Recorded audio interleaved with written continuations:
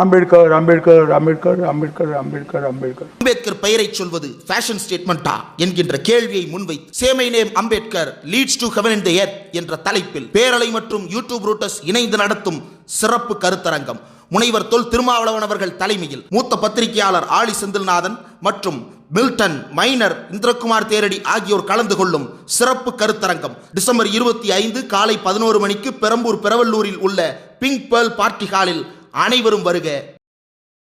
பேரலை நேயர்களுக்கு வணக்கம். இன்று நம்மோடு பேசுவதற்காக பத்திரிகையாளர் ஒப்பீனியன் தமிழ் யாசிர் அவர்கள் இருக்கிறார். அவரோடு பேசலாம். ஐயா வணக்கம். வணக்கம். சமீபத்துல தேர்தல் நடத்தை விதிமுறைகள்ல மாற்றம் செஞ்சு சிசிடிவி ஃபுட்டேஜ்கள்ல யாருக்கும் வெளியே கொடுக்க தேவையில்லை அப்படிங்கிற ஒரு மாற்றத்தை செஞ்சிருக்கிறதா சொல்றாங்க. அதை பத்தி செய்திகள் பார்க்க முடிஞ்சது. இது ஹைகோர்ட் ஒரு உத்தரவிடுறாங்க. அந்த உத்தரவின் அடுத்து இந்த மாற்றம் நடக்குது அப்படின்னு சொல்லி செய்திகளை பார்க்க முடிஞ்சது. என்ன பின்னாடி போயிட்டு இருக்கு? 2014ஆம் ஆண்டு மோடி அவர்கள் ஆட்சிக்கு வந்ததிலிருந்தே பாத்தீங்க அப்படின்னா தேர்தல் மீது கட்சிகளுக்கு மட்டுமல்ல பொதுமக்களுக்குமே பல்வேறு சந்தேகங்கள் வருது. நம்ம போடுற வாக்கு சரியான கட்சிக்கு தான் போதா, நம்ம போட்ட கட்சிக்கு தான் போதா அப்படின்ற கேள்வி ஒவ்வொரு தேர்தலையுமே கட்சியை தாண்டி பொதுமக்களுமே கேட்கக்கூடிய நிலை என்பது ஏற்பட்டிருக்கு. அதற்கு காரணம் என்னன்னா, தேர்தல் ஆணையம் என்பது சுயமாக செயல்படாமல் பாஜகவுடைய ஒரு அணியை போல செயல்படுது அப்படின்றக்காக தான் இந்த பிரச்சனை எல்லாம் வருது. பொதுவாக தேர்தல் ஒழுங்கா நடக்கல அப்படின்றத நம்ம எப்படி சொன்னோம்? சில ஆவணங்களை வச்சுதான் சொன்னோம். 2024 லோக்சபா தேர்தல், அதுல எண்ணப்பட்ட வாக்குகள்ல 5 லட்சம் வாக்குகளை எண்ணாமே விட்டுக்கிறாங்க அப்படின்ற கேள்வியை எதன் அடிப்படையில சொன்னோம் அப்படின்னா, சான்றுகள் ஆவணங்களை தேர்தல் ஆணையத்துல வாங்கி அதை ஒப்பிட்டு பார்த்த மாதிரிதான் சொன்னோம். இப்ப இந்த ஆவணங்களை தான் நாங்க தரமாட்டோம் அப்படின்றாங்க. அப்ப இனிமே தேர்தல்ல முறைகேடு நடந்திருக்கிறது அப்படின்றது கூட சொல்லக்கூடிய வாய்ப்பை பொதுமக்களுக்கோ கட்சிகளுக்கோ கொடுக்க முடியாது என்பதுதான் இந்த தேர்தல் மாற்ற விதியை தேர்தல் ஆணையம் வெளிப்படையாக ஒன்றிய அரசு செல்லுது அப்படின்றத நம்மளால புரிஞ்சுக்கிற முடியுது. இதை எப்ப இவங்க பண்றாங்க அப்படின்றதான் அந்த கேஸ், நீங்க சொன்ன அந்த கேஸ் வருது. பொதுவாகவே இந்த ஹரியானா தேர்தல், மகாராஷ்டிரா தேர்தல், இதுல பிஜேபி வெற்றி பெற்றத சாத்தியக்கூறே இல்ல அப்படின்றதான் எல்லோருடைய பார்வையா இருக்கு. ஹரியானா தேர்தலை பொறுத்த வரைக்கும் அங்க எல்லா மோடி மீடியாக்கள் சொல்லக்கூடிய எல்லா மீடியாக்களுமே கருத்து கணிப்புல காங்கிரஸ் தான் வெற்றி பெறுன்றாங்க. காங்கிரஸ் தான் லீடிங்ல வருது. இவிஎம் என்ன உடனே பாத்தீங்க அப்படின்னா ரிசல்ட் அப்படியே தலைகீழாக மாறுது. அப்புறம் என்ன குற்றச்சாட்டு வைக்கிறாங்க? இவிஎம் பேட்டரி 90% மேல இருக்கிறது எல்லாத்தையுமே பிஜேபி ஜெயிக்கிறாங்க. அதே போல காங்கிரஸ் வெற்றி பெற இடங்கள் 60% தான் இருக்கு அப்படின்றாங்க. அப்ப இது குறித்து விளக்கம் தேர்தல் ஆணையத்தில் கேட்கும் போது ஒழுங்கான விளக்கம் என்பது வரவே இல்லை. அப்ப 90% இருக்கக்கூடிய பேட்டரியில காங்கிரஸ் வெற்றி பெற்றிருந்தா இந்த கேள்வியே வந்திருக்காது. அப்ப ஹரியானா தேர்தலா இருக்கட்டும், ஜம்மு காஷ்மீர் தேர்தலா இருக்கட்டும், ஜார்க்கண்ட் தேர்தல்ல இருந்து மகாராஷ்டிரா தேர்தல் வரைக்கும் எல்லா தேர்தலையுமே 90% இவிஎம் பேட்டரி இருக்கக்கூடிய எல்லா இடங்களிலுமே பிஜேபி தான் ஜெயிக்குது. ஒரு இடத்துல கூட 90% பேட்டரி இருக்கக்கூடிய இடங்கள்ல காங்கிரஸ் ஜெயிக்கல. அப்ப இது ஏன் வருது அப்படின்ற கேள்வியை கேட்டுதான் முகமது பிரச்சா அப்படின்றவர் ஒரு வழக்கு தொடர்றாரு ஹரியானா நீதிமன்றத்துல, பஞ்சாப் ஹரியானா நீதிமன்றத்துல. அந்த நீதிமன்றத்துல இந்த வழக்கு விசாரணை நடக்கும் போதே பாத்தீங்க அப்படின்னா, இவர் சில ஆவணங்களை கேட்கிறாரு. என்னென்ன ஆவணங்கள் அப்படின்னா, ஃபார்ம் 17C, அதே போல சிசிடிவி ஃபுட்டேஜ் கேட்கிறாரு. அதே போல வீடியோ எடுத்திருப்பாங்க தேர்தல் ஆணையத்துல. உதாரணமா 5 மணிக்கே வாக்கு சாவடி மூடப்படுது அப்படின்னா சில பேர் லைன்ல நிற்பாங்க. அப்ப லைன்ல நிற்கும் போது விதிப்படி அவங்க எல்லாம் வீடியோ பண்ணணும், எத்தனை பேர் நிக்கிறாங்கன்ற சான்று காட்டணும்ன்றதா அந்த வீடியோக்கள் உள்ளிட்ட பல்வேறு டாக்குமெண்ட்டை கேட்கிறாங்க. இந்த டாக்குமெண்ட்டை தரக்கூடாது அப்படின்னு சொல்லி தேர்தல் ஆணையம் வாதாடுறாங்க. தேர்தல் ஆணையம் வாதாடும் போது என்ன வாதம் வைக்கிறாங்க அப்படின்னா, இவர் என்ன தேர்தலையா போட்டிட்டாரு, ஹரியானா அசம்பிளி எலெக்ஷன்ல இவர் தேர்தலில் நிக்கவே இல்லை, இவருக்கு எப்படி கொடுக்கலாம் அப்படின்னு சொல்லி கேட்கும் போது பிரச்சா அவர்கள் வைத்த வாதம் என்ன அப்படின்னா, நான் தேர்தலில் போட்டியிடல, தேர்தலில் போட்டியிட்ட வேட்பாளர்கள் இந்த ஆவணங்கள் எல்லாம் கேட்டாங்கன்னா விதிப்படி தேர்தல் ஆணையம் இலவசமாவே கொடுத்துடலாம். ஆனா நான் பணம் கட்டி வாங்குறேன், பொதுமக்களா வாங்குறேன். பொதுமக்கள் பணம் கட்டி வாங்குவதற்கு ரூல் நம்பர் 93 விதி தெளிவாக சொல்கிறது, பொதுமக்களுக்கு ஆவணங்கள் அனைத்து பார்ப்பதற்கான உரிமை இருக்கிறது அப்படின்னு சொல்லி தேர்தல் ஆணைய விதியிலே இருக்கு, கண்டக்ட் ஆஃப் ரூல்ஸ்ல. அப்போ அந்த விதிப்படி இவர் ஆவணங்களை கேட்கிறார். அது கொடுக்க முடியாதுன்னும் போது நீதிமன்றம் என்ன சொல்லுதுன்னா, அந்த ஆவணங்களை 6 வாரத்திற்குள்ள ஒட்டுமொத்தமாக நீங்க கொடுத்துடணும். சிசிடிவி ஃபுட்டேஜ்ல இருந்து, வீடியோக்குள்ள இருந்து, ஃபார்ம் 17C இருந்து எல்லாத்தையும் கொடுத்துருங்கன்னு சொல்லும் போதுதான் 6 வார டைம் இருக்கு, அதுக்குள்ள நம்ம இதை கொடுக்க கூடாது என்பதற்காக கடந்த வெள்ளிக்கிழமை அவசரமாக இப்படி ஒரு சட்ட திருத்தத்தை செய்யறாங்க. தேர்தல் ஆணையம் கிட்ட கேட்டுட்டாங்க, அதனால நாங்க திருத்தம் பண்ணிட்டோம் அப்படின்னு சொல்லி. எதற்காக இப்படி திருத்தம் பண்றோம் அப்படின்னு சொல்லிட்டு தேர்தல் ஆணையம் என்ன விளக்கம் கொடுக்குறாங்க அப்படின்னா, சிசிடிவி ஃபுட்டேஜ் எல்லாம் எல்லாரும் கேட்கிறாங்க, ஆர்டிஐல கூட சிசிடிவி ஃபுட்டேஜ் கேட்கிறாங்க. அது வெளியே போச்சு அப்படின்னா யாருக்கு ஓட்டு போட்டாங்கன்றத அதுல பார்க்க முடியும். ஓட்டிங் சீக்ரசின்றது வெளியே தெரிஞ்சிடும். அது ஜம்மு காஷ்மீர் நக்சல் ஏரியாக்கள் அதிகமா இருக்கக்கூடிய ஏரியாக்கள் எல்லாம் வாக்காளர்களுடைய உயிருக்கே அது ஆபத்தா முடியும் அப்படின்னு சொல்லி ஒரு விளக்கத்தை கொடுக்குறாங்க. ஏஐ டெக்னாலஜி வச்சு மாத்திருவாங்க, முன்னுக்கு பின் முரணான தகவல் எல்லாம் பார்க்கிறோம் அப்படின்றாங்க. இது கோர்ட்டுக்கு தெரியாதா? கோர்ட்டுக்கு தெரிஞ்சிருந்தா இதை வந்து தடை போட்டிருப்பாங்கல்ல, இது கேட்காதீங்க மத்ததெல்லாம் கேளுங்க கொடுங்கன்னு சொல்லியிருப்பாங்கல்ல. சரி, அப்ப இது வரைக்கும் சிசிடிவி வாங்கினவங்க எல்லாருமே இது போன்ற ஏஐ யூஸ் பண்ணி வெளியிட்டாங்களா? அல்லது ஏஐ யூஸ் பண்ணாமையாவது வெளியிட்டாங்களா? யாருமே வெளியிடல. அப்ப எதற்காக சிசிடிவி கேட்கிறாங்க அப்படின்னா, சிசிடிவி காட்சி இருந்தால் நாம அதன் மூலமாக ஏதேனும் முறைகேடுகள் நடந்திருக்கிறதா அப்படின்றத கண்டுபிடிக்கலான்றதுக்காக தான் சிசிடிவி ஃபுட்டேஜ் கேட்கப்படுது. அப்ப சிசிடிவி ஃபுட்டேஜ் இருந்ததுனாலதான் சண்டிகர் மேயர் தேர்தல்ல அந்த தேர்தலை நடத்திய அதிகாரியே முறைகேடுகளை பண்ணாருன்றதை நம்ம கண்டுபிடிக்க முடிஞ்சு. உச்சநீதிமன்றத்துல அந்த ஆதாரத்தை கொடுக்கும் போதுதான் உச்சநீதிமன்றத்துல தலைமை நீதியாக இருந்த சந்திரசூட் அவர்கள் லெப்ட் அண்ட் ரைட் வாங்கினார். அப்போ அந்த சிசிடிவி ஃபுட்டேஜ் இருப்பதால் தான் முறைகேடுகளை கண்டறிய முடிகிறது அப்படின்னு தெரிய போது அதையே கொடுக்க மாட்டேன் அப்படின்னு சொல்றது, அதுக்கு ஒரு காரணத்தை சொல்லுவது முன்னுக்கு பின் முரணாதான் நான் பார்க்கிறேன். ஏன்னா இது எப்படி புரிஞ்சுக்கிற முடியுதுன்னா, உச்சநீதிமன்றம் எப்படி தேர்தல் ஆணையர்களை நியமிக்கக்கூடிய அந்த பேனல்ல சிஜேஏ சேருங்க அப்படின்னு சொல்லி ஒரு தீர்ப்பை கொடுத்தவுடன் பார்லிமெண்ட்டை கூட்டி உடனடியாக சிஜேஏ நீக்கினாங்களோ, அதே போல உயர் நீதிமன்றம் இப்படியான உத்தரவு கொடுத்த உடனே பாத்தீங்கன்னா அவசரமாக தேர்தல் விதிகளை இவங்க மாற்றாங்க. ஆனா நம்ம கிட்ட வந்து என்ன சொல்லுவாங்க, சமீபத்தில் நடந்த மகாராஷ்டிரா தேர்தல், இந்த தேர்தல்ல உத்தவ் தாக்கரே கட்சியை சேர்ந்தவர்கள் அத்தனை பேருமே தோல்வி அடைகிறாங்க. இப்படி தோல்வி அடையும் போது அவங்க பணம் கட்டுறாங்க. ஏப்ரல் மாசம் ஒரு தீர்ப்பு கொடுத்தாங்க உச்சநீதிமன்றம், இவிஎம்ல உங்களுக்கு சந்தேகம் இருந்துச்சு அப்படின்னா பணம் கட்டி செக் பண்ணுங்க அப்படின்னு சொல்லி. அதன் அடிப்படையில 2வது 3வது வேட்பாளர்கள் உத்தவ் தாக்கரே வேட்பாளர்கள் அனைவருமே பணம் கட்டுறாங்க, 40,000 ரூபாய் பணம் கட்டுறாங்க. அதற்கு தேர்தல் ஆணையம் என்ன சொல்றாங்க அப்படின்னா, இவிஎம் வேணா செக் பண்ணி காமிக்கிறோம், ஆனா விவிபேட் எல்லாம் என்ன முடியாது, விவிபேட் என்னன்னா கோர்ட்ல போய் உத்தரவு வாங்கிட்டு வாங்க அப்படின்னு சொல்லி அந்த வேட்பாளர்களுக்கு சொல்றாங்க. ஆனா இன்னைக்கு கோர்ட் உத்தரவு போட்டுமே நான் உனக்கு தர முடியாதுன்றாங்க. இன்னைக்கு என்ன ஆயிருச்சு, இந்த சட்ட திருத்தம் மூலமாக பொதுமக்களும் சிசிடிவி கேமராவோ எதுவுமே வாங்க முடியாது, வேட்பாளர்களும் வாங்க முடியாது. அப்போ சம்பந்தப்பட்ட வேட்பாளருக்கு கூட தன்னுடைய தொகுதியில தன்னுடைய பூத்ல என்ன நடந்ததுன்னு தெரியாது. இந்த சிசிடிவி கேமரா என்பது மிக முக்கியமான ஒரு ஆவணமாக பார்க்கப்படுது. ஏன் அப்படின்னா, இப்ப மகாராஷ்டிரா தேர்தல் நடந்து முடிஞ்சுல, இந்த மகாராஷ்டிரா தேர்தல் வந்து பாத்தீங்க அப்படின்னா சாயந்தரம் 5 மணியோட வாக்குச்சாவடி என்பது மூடப்பட்டுரும். இருக்கக்கூடிய நபர்களுக்கு மட்டும் ஓட்டு போடுவாங்க. அப்ப இந்த இருக்கக்கூடிய நபர்கள் மட்டும் ஓட்டு போட்டதுல மகாராஷ்டிரா தேர்தல்ல சாயந்தரம் 5 மணியில இருந்து நைட்டு 11 மணிக்குள்ள தேர்தல் ஆணையம் எப்படி ரிசல்ட்டை மாத்துறாங்க அப்படின்னா 75 லட்சம் பேர் கூடுதலாக ஓட்டு போட்டதாக கணக்கு அமைக்கிறாங்க.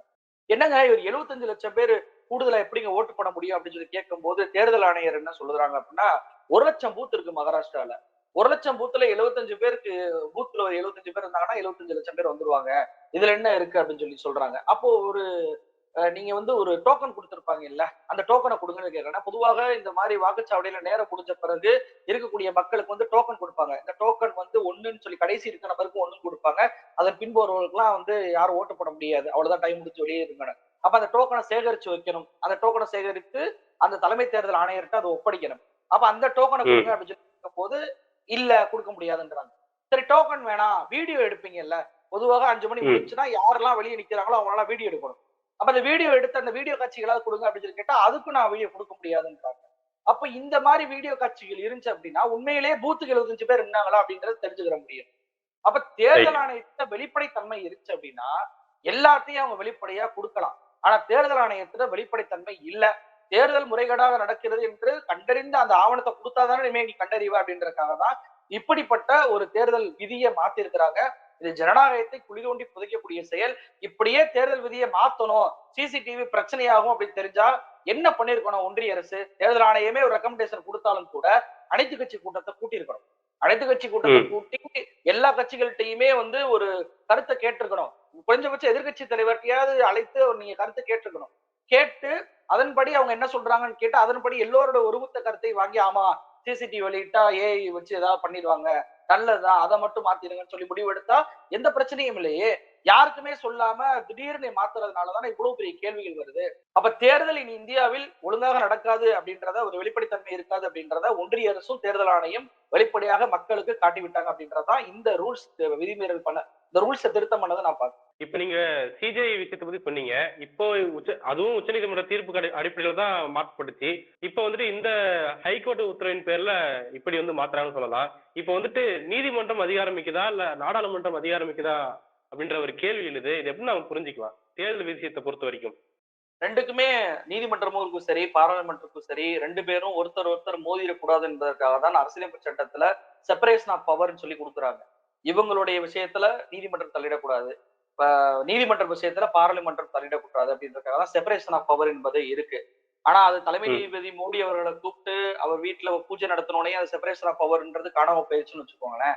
இப்போ இந்த உச்ச நீதிமன்றத்துல தீர்ப்பு கொடுக்குறாங்க சிஜிஐ சேர்க்கணும் அப்படின்னு சொல்லி பார்லிமெண்ட்ல வந்து அதை உடனே மாத்தி அமைக்கிறாங்க. உடனடியாக உச்ச நீதிமன்றத்துல அதை எதிர்த்து கேஸ் போடப்படுது. ஆனா அந்த கேஸ் வந்து எதுவுமே இன்னும் விசாரிக்கப்படல, தள்ளி தள்ளி போட்டாங்க. அதன் பின்பு தேர்தல் நெருக்கத்துல வந்தோடனே அதை இனிமே மாத்தி பிரயோஜனம் இல்ல, தேர்தல் ஆணையர் அந்த கேஸ் விசாரிக்கக்கூடியதற்கு ஒரு நாள் முன்னாடியே, அதாவது அந்த கேஸ் நடக்கக்கூடிய அந்த நாளுக்கு பின்னாடிதான் தேர்தல் ஆணையர்களை தேர்ந்தெடுக்கக்கூடிய அந்த நாளாக மோடி அவர்கள் குறிக்கிறார். ஆனா கேஸ் அவசர வழக்காக எடுக்கப்பட்ட உடனே பாத்தீங்கன்னா ஒரு நாளுக்கு முன்பே மோடி அவர்கள் என்ன பண்றாருன்னா அந்த மீட்டிங்கை கூட்டுறாரு. அந்த மீட்டிங்ல அப்போது எதிர்க்கட்சி தலைவராக இருந்தவர் ஆதிர் ரஞ்சன் சௌத்ரி, அவருக்கு கூட எந்த ஒரு பட்டியலுமே கொடுக்கல. அரை மணி நேரத்துக்கு முன்னாடி மட்டும் ஒரு 100 பேர் கொண்ட பட்டியலை கொடுத்துட்டு இவங்கள ஒரு ஆள் தான் தேர்ந்தெடுக்கப்படும் அப்படின்னு சொல்லிட்டு 2 பேரை தேர்ந்தெடுத்தாங்க. அப்போ இப்ப தேர்ந்தெடுத்த பிறகு நீதிமன்றத்தால என்ன செய்ய முடியும், ஒண்ணும் செய்ய முடியாதுன்றது வந்துருச்சு. அப்போ இப்போ இந்த வழக்கை தொடர்ந்த பிரச்சா அவர்களுமே என்ன சொல்றாரு அப்படின்னா, வழக்குல தோல்வி அடைஞ்ச உடனேயே கோல் போஸ்ட மாத்தி அமைக்கிறாங்க. எப்படி ஒரு கேம்ல வந்து தோல்வி அடைஞ்ச உடனே கோல் போஸ்ட மாத்தி அமைச்சிட்டு நீ போட்ட கோல் வந்து அங்க, இதுதான் கோல் போஸ்ட், இதுலதான் நீ போடணும் அப்படின்னு சொல்லிட்டு ஆட்டத்தை எப்படி மாத்துவாங்களோ அதே போல இவங்க மாத்துறாங்க. நான் மறுபடியும் இது லீகல் ஃபைட் பண்ணதான் போறேன், எல்லா உயர் நீதிமன்றத்திலையும் போய் அப்ரோச் பண்ண போறேன், உச்ச நீதிமன்றத்திற்கு போக போறேன் அப்படின்னு சொல்லியிருக்கிறார். ஆனா கோர்ட்டை எந்த முடிவு எடுக்க போறாங்க அப்படின்றது தெரியல. அந்த விஷயமாவது பார்லிமெண்ட்ல ஒரு சட்டமாக கொண்டு வந்ததுனால அதுல கோர்ட்டு தலையிட முடியாது, தேர்தல்ல உச்ச நீதிமன்றம் தலையிட முடியாது என்பது விதி. அப்போ இந்த விஷயம் என்பது தேர்தல் கிடையாது, தேர்தலுடைய முடிவு தான்.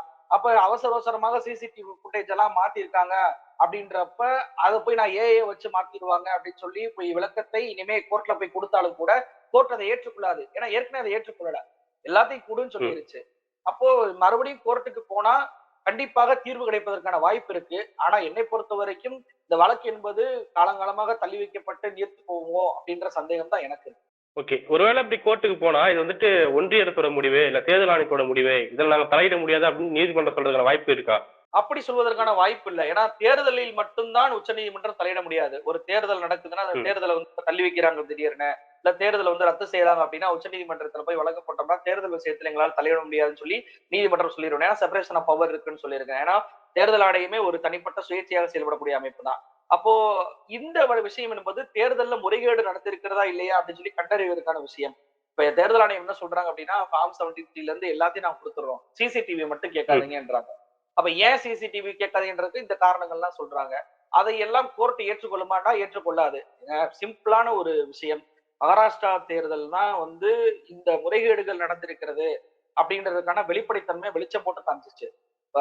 நான் லோக்சபா தேர்தல்ல 2024 தேர்தல்ல பாத்தீங்க அப்படின்னா இந்தியா கூட்டணி கிட்டத்தட்ட 30 இடங்கள்ல வெற்றி பெறாங்க.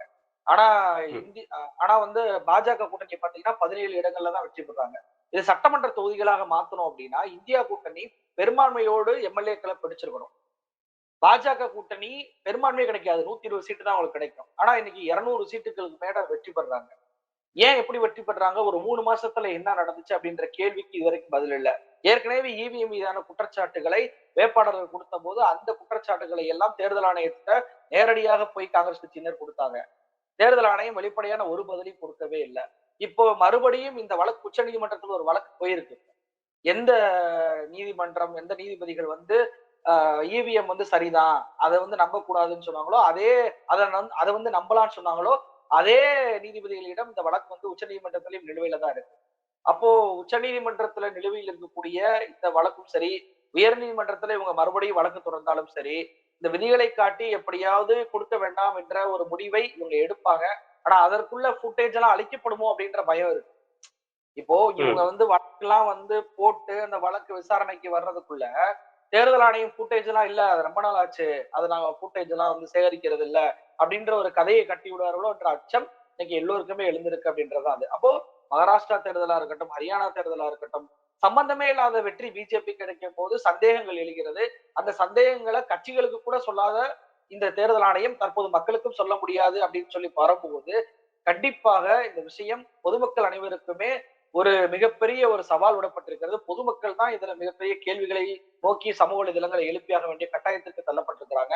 ஏன்னா இனிமே தேர்தல் ஒழுங்கா நடக்காதுன்னா தேர்தல்ல ஓட்டு போட்டே பிரயோஜனம் இல்லைன்னு பொதுமக்கள் அந்த முடிவுக்கு வந்துட்டாங்க அப்படின்னா தேர்தலை கேள்விக்குறியாயிரும். ஜனநாயகம் பால்பற்றும் அதிபர் தேர்தலை நோக்கி போகக்கூடிய ஒரு நிலை உருவாகக்கூடிய சூழல் என்பது இது போன்ற அதிருப்தினாலதான் ஏற்படும்.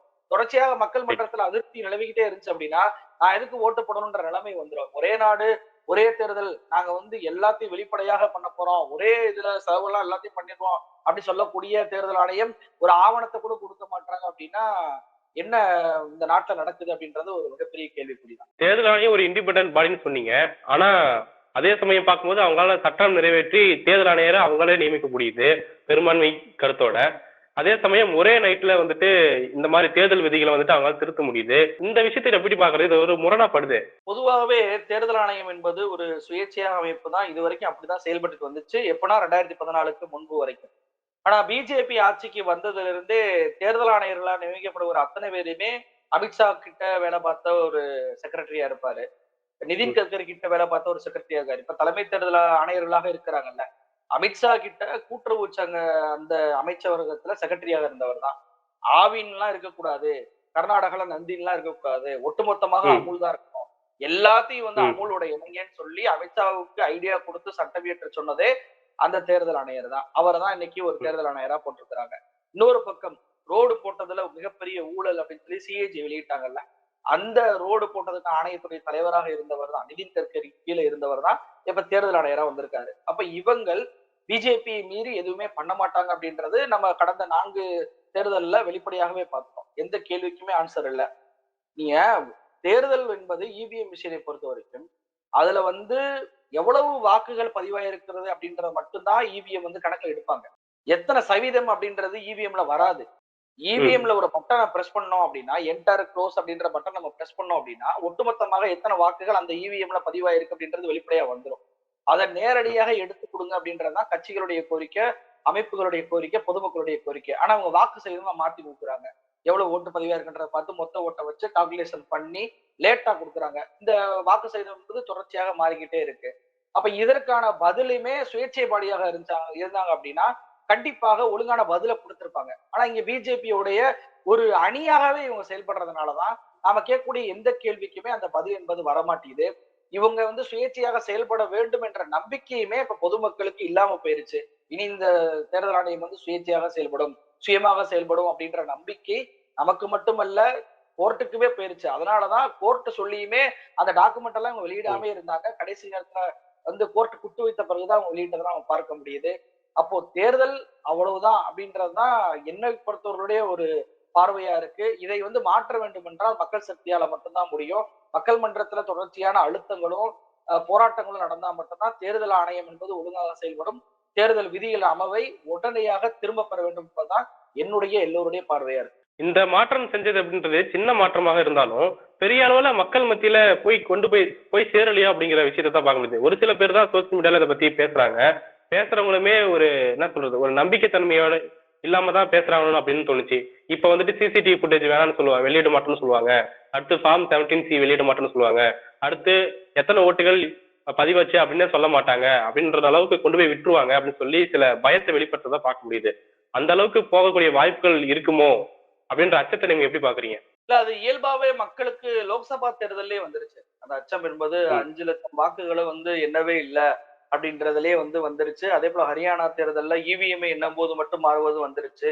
முதல்ல இவிஎம் மீது ஃப்ராடு பண்ணிட்டாங்க அப்படின்றதுதான் கேள்வியா இருந்துச்சு. இப்ப பேட்டரி என்ற ஒரு புது ஒரு இது உருவாகி இருக்கு. இப்ப பேட்டரியை நம்ம சரி பண்றோம், பேட்டரி மீதான கேள்வியில் அதிகமா வந்துருச்சு, சந்தேகம் வந்துருச்சு அப்படின்னா இன்னும் வேற ஏதாவது டெக்னாலஜி கொண்டு வரலாம். இவிஎம் உடைய சாப்ட்வேர் எல்லாம் யாருக்குமே தெரியாது, அதை மாற்ற முடியாதுன்றாங்க. ஆனா இவிஎம் தயார் பண்ணக்கூடிய அந்த நிறுவனத்துல பிஜேபியை சேர்ந்தவர் தான் அதிகாரமிக்க பதவியில இருக்காரு.